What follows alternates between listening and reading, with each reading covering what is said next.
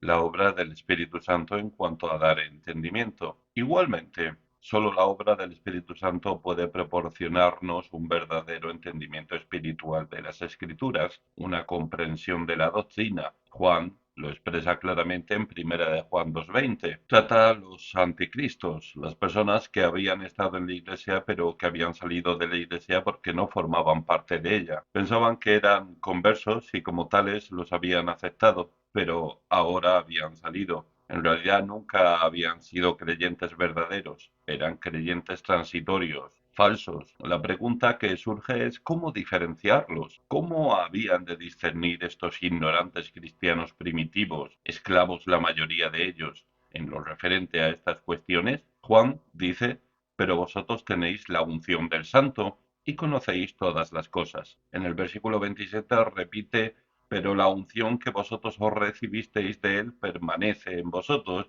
y no tenéis necesidad de que nadie os enseñe. El Espíritu Santo nos da una unción que nos proporciona entendimiento y así, a lo largo de la dilatada historia de la Iglesia se ha dado el caso de que ciertas personas ignorantes, más o menos analfabetas, han sido capaces de discernir entre lo correcto y lo falso mucho mejor que los grandes doctores de la Iglesia. Eran lo bastante sencillos para confiar en la unción y así fueron capaces de distinguir entre otras cosas distintas. El piadoso Samuel Rutherford, un gran hombre de Dios que vivió en el siglo XVII en Escocia, comentó en cierta ocasión: si quieres ser un teólogo profundo, te recomiendo la santificación. En última instancia, la forma de entender las escrituras y toda teología es ser santos, es situarnos bajo la autoridad del Espíritu, es ser guiados por el Espíritu. La obra del Espíritu en la defensa de la verdad. La cuarta forma en que el Espíritu Santo muestra su autoridad en el creyente individual es en la defensa de la verdad. Ahora bien, esto nos preocupa mucho en la actualidad y con toda la razón. En Judas 3 se nos dice que debemos contender ardientemente por la fe que de una vez para siempre fue entregada a los santos. Pero, ¿cómo hemos de hacerlo? Tendemos a hacerlo en términos apologéticos. Vuelvo a repetir que no estoy condenando o desestimando la apologética. Creo que la apologética tiene su lugar, pero estoy convencido de que le estamos atribuyendo una importancia excesiva y son demasiados los libros que defienden nuestra fe de tal forma. Intentamos razonar, mostrar nuestros conocimientos y llegar a un consenso. Pero todo eso no parece servir de mucho. No parecemos estar causando una gran impresión a nuestros oponentes. ¿Cómo, pues, ha de defenderse la verdad? En Hechos 6 vemos a Esteban en esta misma posición, y esto es lo que leemos en los versículos 9 y 10. Entonces se levantaron unos de la sinagoga llamada de los libertos y de los de Cirene, de Alejandría, de Cilicia y de Asia, disputando con Esteban, pero no podían resistir a la sabiduría y al espíritu con que hablaba. El secreto de Esteban residía en que estaba lleno de sabiduría, de fe y de poder, porque estaba lleno del Espíritu Santo. Gracias a eso podía enfrentarse a estos disputadores, de tal forma que eran incapaces de resistir a la sabiduría y al espíritu con que hablaba. Esa es la manera de defender la fe y reivindicar la verdad. Consideremos algunos ejemplos de este mismo método. El apóstol Pablo tenía muchos adversarios en Corinto que hacían comentarios despreciativos con respecto a él, intentaban ridiculizarlo, decían su presencia corporal es débil y su palabra menospreciable. Me temo que el apóstol Pablo no sería un evangelista popular hoy en día. No parece que su aspecto fuera demasiado atractivo. Se nos dice que era un hombre de corta estatura, calvo y con una nariz aguileña,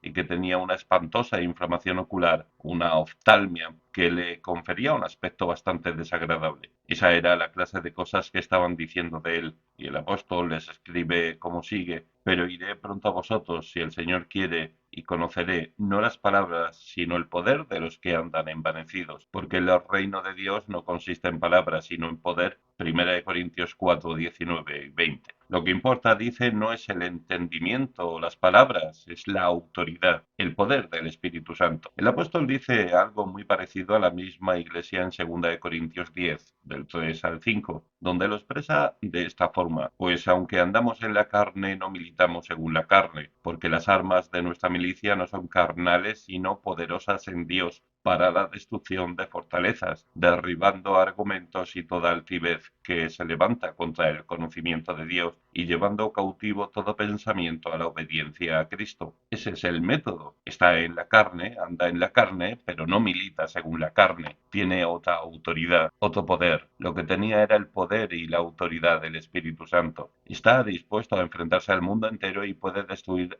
todas las autoridades, las fortalezas y los dominios. Sin duda es importante que seamos conscientes de que seguimos teniendo la única autoridad. Podemos presentar nuestras pequeñas autoridades y el mundo presentará las suyas. Simplemente se trata de una autoridad contra otra. Nos pasamos el tiempo hablando de autoridades y descubriendo este detalle y este otro. En ocasiones leemos en el periódico que cierta persona se ha convertido y quizá pensemos que esto producirá una gran impresión pública, pero la situación esencial no ha cambiado. La única autoridad que nos servirá de algo en estas cuestiones es la autoridad del Espíritu Santo, la obra del Espíritu en la evangelización. Eso me lleva a la cuestión más práctica de todas, la autoridad del Espíritu Santo en la evangelización y en el testimonio. Aquí estamos considerando la tarea de llevar la verdad al mundo, a quienes no son creyentes. Recuerdo que en cierta ocasión leí una frase en un artículo firmado por alguien que había escuchado a dos oradores en una reunión. Se trataba de una reunión política, no religiosa, pero lo que se decía de aquellos dos oradores me llegó como una convicción procedente del Espíritu Santo. Decía que al escuchar a ambos sintió que esta era la principal diferencia entre ellos. El primero había hablado con la brillantez de un abogado, el segundo había hablado como un testigo. Y yo me pregunté a mí mismo, ¿cuál de ellos soy? ¿Soy un abogado de estas cosas o un testigo? ¿Es posible ser un abogado del cristianismo sin ser cristiano? Si uno es inteligente y tiene la formación adecuada, puede entender las escrituras en un sentido y presentarlas a los demás. Se pueden presentar todos los argumentos, se puede hacer el alegato de una especie de filosofía cristiana, y quizá suene maravilloso, pero puede que uno sea ajeno a la verdadera experiencia durante todo el tiempo. Podemos hablar de algo que no conocemos en realidad, de alguien a quien no hemos conocido. Somos simples abogados, puede que hasta abogados brillantes, pero adviértase de que el Señor dijo a los apóstoles, vosotros pues sois mis testigos. Desarrollemos esto juntos, entonces. Lo que el Espíritu Santo hace con su autoridad es convertirnos en testigos. Ya he mostrado cómo nuestro Señor mismo necesitaba esta autoridad para poder predicar, llevar a cabo sus portentosas obras y ejercer su ministerio. Lo mismo se puede decir de sus discípulos. Después de la resurrección, justo antes de la ascensión, nuestro amado Señor vino a estos hombres que le habían acompañado durante 3 años y les dijo, pero recibiréis poder cuando haya venido sobre vosotros el Espíritu Santo, y me seréis testigos en Jerusalén, en toda Judea, en Samaria y hasta lo último de la tierra. Hechos 1:8. ¿Comprendemos el significado pleno de eso? Aquellos hombres habían estado con él durante 3 años, le conocían íntimamente, habían escuchado sus sermones, habían visto sus milagros, habían estado ante él cuando murió en la cruz, le habían visto sepultado, sabían que había resucitado de entre los muertos, les había hablado y había comido pescado asado y miel con ellos, se había relacionado con él durante los 40 días y él les había enseñado e instruido acerca de sí mismo.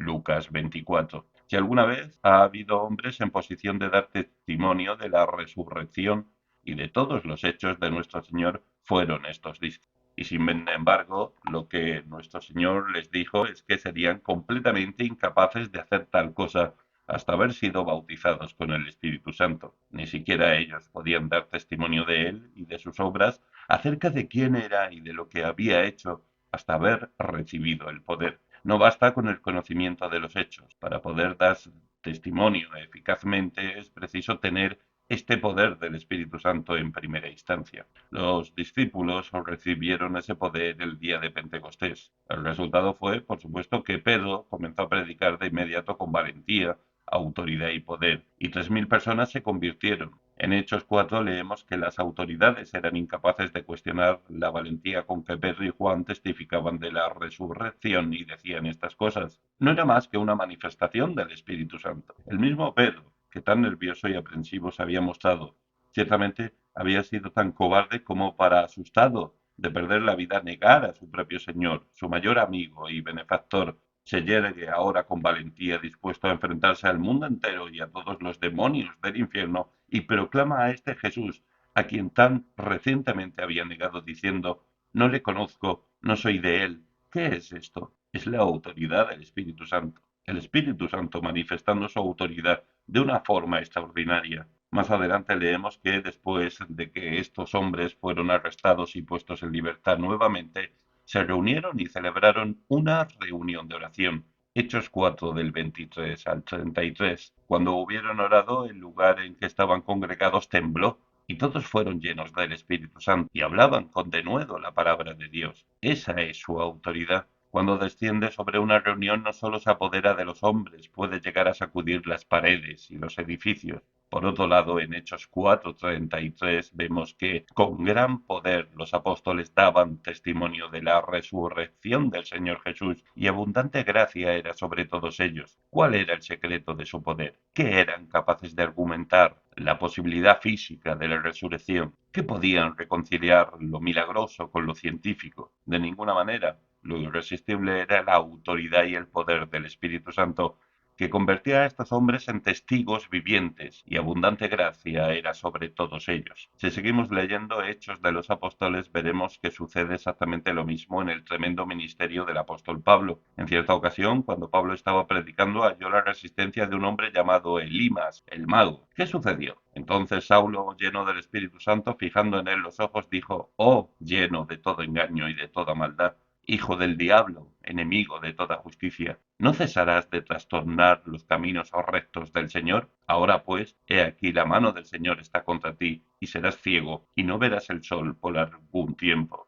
E inmediatamente cayeron sobre él oscuridad y tinieblas, y andando alrededor buscaba quien le condujese de la mano. Hechos 13:9 y siguientes. Esa es la autoridad que da el Espíritu Santo al siervo de Dios. Hay ciertas afirmaciones específicas de la Escritura que definen esto muy claramente. Pensemos, por ejemplo, en 1 Corintios 2. Soy de la opinión de que para los evangélicos de hoy, este capítulo es de muchos sentidos el más importante de toda la Biblia. Consideremos a este gigante, Pablo, que tenía una de las mentes más grandes que haya conocido el mundo. De eso no cabe duda alguna. Se mire por donde se mire. Y, sin embargo, Pablo nos dice que fue a Corinto con debilidad y mucho temor y temblor. No saltó a una tarima irradiando autoridad, confianza y seguridad en sí mismo.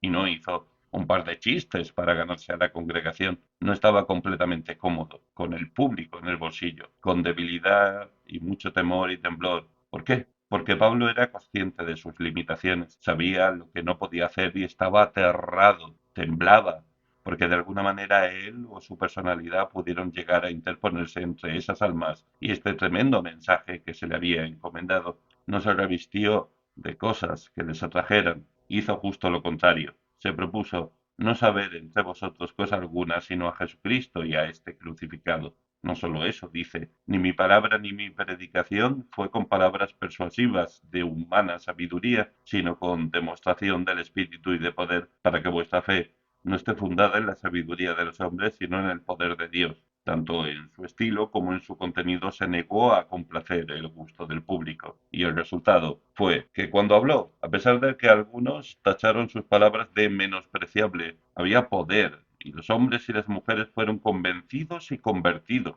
se hicieron cristianos y pasaron a formar parte de la Iglesia. ¿Cuál era su secreto? La demostración del Espíritu y de poder. Esa era esta autoridad del Espíritu Santo. En 1 Tesalonicenses 1:5, el apóstol lo expresa de esta forma, pues nuestro Evangelio no llegó a vosotros en palabras solamente, sino también en poder, en el Espíritu Santo y en plena certidumbre. Creo que la certidumbre no solo era de quienes creyeron, sino también de Pablo. No fueron meras palabras humanas, no escucharon una mera exposición humana, no planteó alguna filosofía novedosa y extraña. Fue la palabra de Dios la que vino en poder, en el Espíritu Santo y en plena certidumbre. El apóstol Pedro dice exactamente lo mismo en 1 de Pedro 1:12. Habla de las cosas que ahora os son anunciadas por los que os han predicado el Evangelio por el Espíritu Santo enviado del cielo, cosas en las cuales anhelan mirar los ángeles. Fue por el Espíritu Santo enviado del cielo, como se predicó el Evangelio, con certidumbre y convicción, con autoridad y con poder. Sin duda, Esta es nuestra mayor necesidad en el presente. Leamos la historia pasada de los grandes avivamientos de la Iglesia y veremos que este poder y esta autoridad del Espíritu Santo siempre están presentes. En el siglo XVIII, Estados Unidos, Inglaterra, Gales y Escocia presenciaron un gran avivamiento evangélico. Uno de quienes lo encabezaron en Gales fue un hombre llamado Howell Harris. Si leemos sus diarios, veremos que dice una y otra vez cosas como esta. Ha llegado a tal y tal sitio, he predicado, he sentido la vieja autoridad. Luego en otra ocasión dice que cuando predicó en cierto lugar no hubo autoridad. Le entristecía y se sentía desdichado. Se postraba ante Dios, hacía un examen de conciencia y confesaba su pecado y buscaba recuperar la autoridad. No se daba por satisfecho hasta percibir la autoridad. Siempre era el mismo mensaje, pero eso no bastaba sin la autoridad. Sabía que, en un sentido, la predicación es inútil sin la autoridad. Uno no puede leer los diarios de Whitfield y de Wesley sin ver justamente eso. Recuerdo haber leído en los diarios de Whitfield una afirmación de lo sucedido mientras predicaba en Cheltenham. Así es como lo expresa. El Señor descendió sobre nosotros, la autoridad. El Rey clamó entre nosotros, dice en otra ocasión. Y John Wesley expresa constantemente la misma idea. Esa fue la esencia de su experiencia en la reunión de la calle Aldersgate en Londres, donde sintió una extraña calidez en su corazón. Fue a partir de este momento cuando tuvo la autoridad, con el resultado de que su ministerio fue transformado por completo. Jonathan Edwards experimentó exactamente lo mismo de Douglas Moody, también. Es un caso especial en este sentido.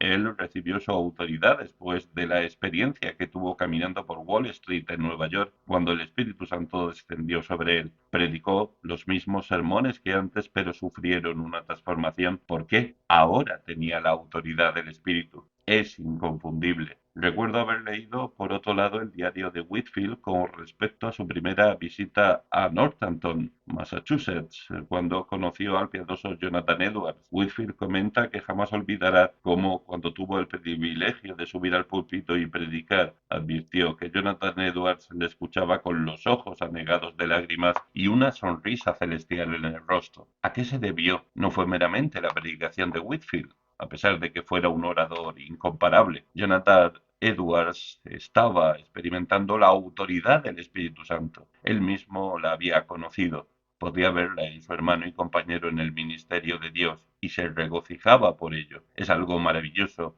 cuando un predicador puede disfrutar de la predicación de otro hombre tanto como de la suya propia. Solo el Espíritu Santo puede hacer eso por él. Permítaseme concluir este apartado con otra historia más. Había un viejo predicador en Gales, hará unos 150 años, que fue invitado a predicar en unas jornadas que se iban a celebrar en una pequeña ciudad. La congregación ya estaba reunida, pero el predicador no había llegado aún. El ministro del lugar y los otros ancianos enviaron a una criada a la casa donde el predicador se alojaba para decirle que todo estaba listo y que le esperaban. La muchacha volvió y dijo: no quería molestarle, estaba hablando con alguien. Eso es de lo más extraño, respondieron, porque todo el mundo está aquí. Vuelva y dígale que lleva retraso y que tiene que venir. La muchacha se marchó de nuevo para luego regresar y decir: está hablando con alguien. ¿Cómo lo sabe?, preguntaron. Le oí decir a esta otra persona que está con él: no iré a predicar a esas personas si no vienes conmigo. No hay ningún problema, respondieron los ministros. Mejor será que esperemos. El viejo predicador sabía que no tenía mucho sentido ir a predicar a menos que tuviera la certeza de que el Espíritu Santo iba con él y le daría autoridad y poder. Era lo suficientemente sabio y tenía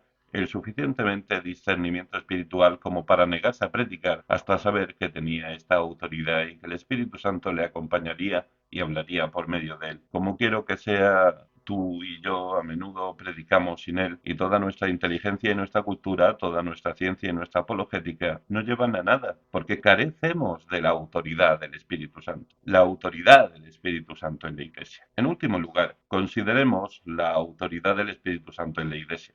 Obviamente, volvemos a enfrentarnos a un tema muy amplio. Solo puedo bosquejar las consideraciones más importantes. Concede dones a la Iglesia. Leamos 1 Corintios 12 y veremos que lo hace de una manera soberana. Lo hace según su voluntad y su entendimiento. No podemos dictarle, no debemos decir, pues es hora de que la Iglesia comience a pedir el don de la sanidad o de los milagros o de otra cosa. No pedimos, Él da, dispensa según su voluntad soberana. En el capítulo anterior hicimos referencia a la formación del canon y vimos que fue claramente guiado por el Espíritu Santo. Ahora deseo considerar de forma especial la autoridad del Espíritu Santo en la Iglesia, tal como se manifiesta y se revela en los avivamientos religiosos. Debemos mostrarnos sumamente cuidadosos al tratar esta cuestión, pero sí considero una gran lástima que un maravilloso hombre de Dios, Charles Finney, que fue tan poderosamente utilizado, introdujera la idea de que los hombres pueden disponer y organizar un avivamiento. Lo considero algo profundamente lamentable, porque creo que introduce un elemento de confusión y lleva a hablar de las campañas de evangelización en términos de avivamiento y de la celebración de un avivamiento. No se puede anunciar la celebración de un avivamiento. Es una inexactitud lingüística y resulta terriblemente engañoso.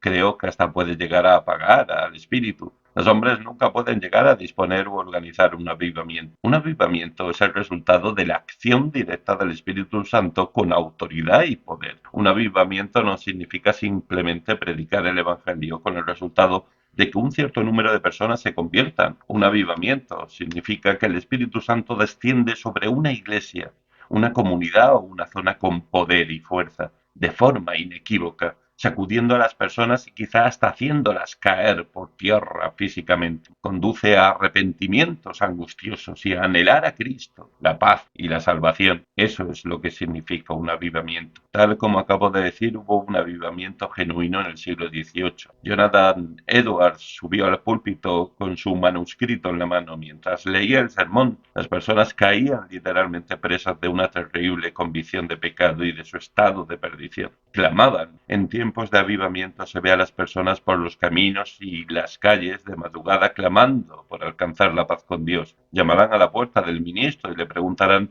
¿no puede proporcionarme algún alivio? Tienen una convicción de pecado y se ven como pecadores ante un Dios santo y poderoso. Les aterra el infierno. El avivamiento siempre se caracteriza por esas cosas. En los avivamientos muchas veces las personas se convierten antes siquiera de llegar a la reunión. Mientras se encuentran de camino, el Espíritu Santo desciende sobre ellos. Los hombres que trabajan en el campo se sienten súbitamente obligados a caer de rodillas y clamar a Dios y pedirle misericordia. Eso es el avivamiento. El Espíritu de Dios es derramado en abundancia y desciende con autoridad y con poder. No hay nada que muestre de tal forma la autoridad del Espíritu Santo como esos acontecimientos. La larga historia de la Iglesia se puede presentar en forma de gráfico. Comienza en Pentecostés, en lo que podría describirse como un tremendo avivamiento. Después de un periodo, recordemos que parecía que el poder hubiera desaparecido y que la Iglesia entró en declive. El diablo y el mundo la atacaban y todo parecía perdido. La Iglesia carecía de todo poder y autoridad. Los hombres se encontraban en un estado de desesperación. Súbitamente Dios derrama su espíritu de nuevo.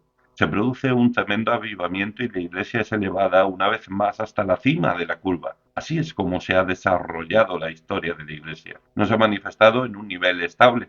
Quizá ese sería nuestro deseo, pero jamás ha sido así.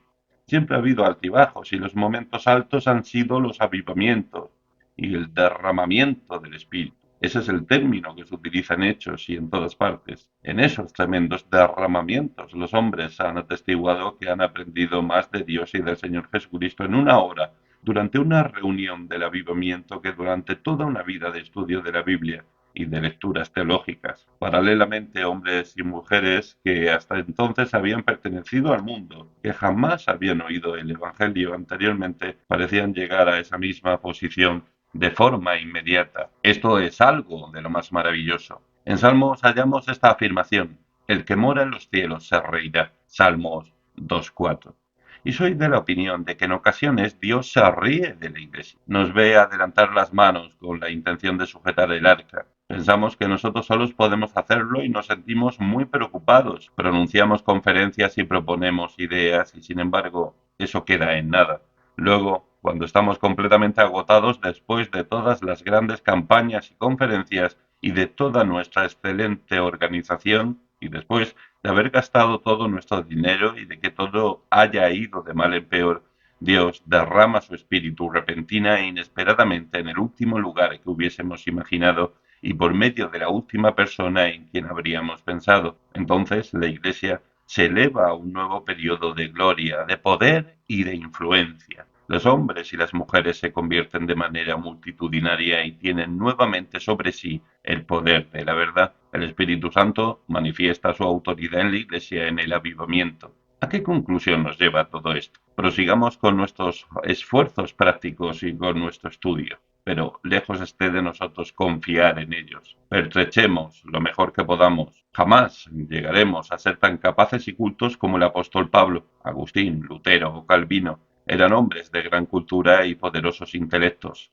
Esa es la clase de hombre que Dios parece utilizar cuando lleva a cabo sus mayores obras en la historia de la Iglesia. Como quiera que sea, intentemos aumentar nuestros conocimientos y equipémonos tan perfectamente como nos sea posible. Pero, en el nombre de Dios, no nos quedemos en eso. Comprendamos que ni siquiera eso tendrá valor alguno si carece de la autoridad y del poder del Espíritu. Si yo hablase lenguas humanas y angélicas y no tengo amor, vengo a ser como metal que resuena o címbalo que retiñe. Primera de Corintios 13:1. Da lo mismo quien sea o lo que haga, no me servirá de nada. Solo la autoridad del Espíritu es eficaz. Ahora bien, esto es lo que me entristece. Rara vez oigo orar hoy día por el avivamiento, aún entre los evangélicos. ¿Por qué oran? Oran por sus propios esfuerzos organizativos, ya sea en su país o en el extranjero. Esto es lo que sucede en una reunión de oración normal. Antes que nada examinemos los datos, dice el encargado de presidir la reunión.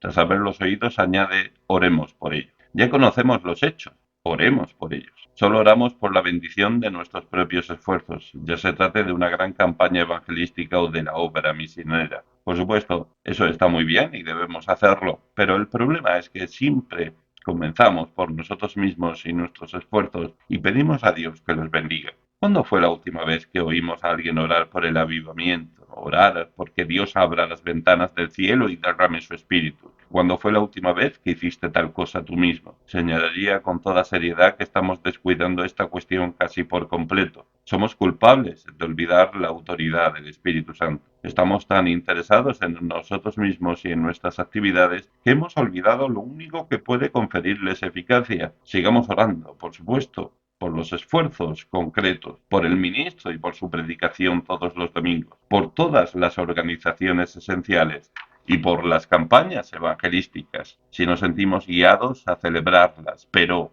antes que todo y por encima de todo oremos y roguemos por el avivamiento. Cuando Dios envía el avivamiento puede hacer más en un solo día que en 50 años de nuestra organización intensiva. Eso no es más que el puro veredicto histórico que nos muestra claramente la larga historia de la Iglesia. Esta es nuestra mayor necesidad hoy en día.